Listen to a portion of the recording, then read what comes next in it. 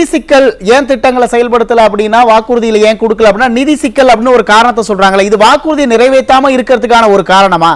ஏன் இந்த கேள்வி கேட்கிற அப்படின்னா, இப்ப திமுக அரசு ஆட்சிக்கு வந்த பிறகு வரிகள் எல்லாம் உயர்ந்துருச்சு, கட்டணங்கள் உயர்ந்துருச்சு, 10,000க்கு 5 லட்சம் கோடி கடன் வாங்கியிருக்காங்க அப்படின்னா மீண்டும் மீண்டும் நிதி சிக்கல் அப்படின்னே சொல்லிட்டு இருக்காங்கன்னா, இவங்களை வாக்குறுதியை நிறைவேற்ற மனம் இல்லாம சொல்ற காரணமா இதை நம்ம எடுத்துக்கலாமா? கண்டிப்பாக இவர்களுக்கு ஆட்சி செய்ய தெரியல, நம்பர் 1. இரண்டாவது, குடும்ப ஆட்சி நடத்துறாங்க. அவர்களுடைய குடும்ப முன்னேற்றத்தை தான் அவங்க கருத்துல வச்சிருக்காங்களே தவிர அவர்கள் மக்களுடைய முன்னேற்றத்தை கருத்துல வச்சுக்கல. இவர்கள் நிதி நெருக்கடி அப்படிங்கிறது எதனால உருவானதுங்கிறது இவங்க பார்க்கணும். சரியான நிதி நிர்வாகம் செய்யாம வருவாய் எப்படி வருது, அது செலவுகளை கட்டுக்குள்ள வைக்கிறாங்களா எல்லாம் பார்க்கணும்ல.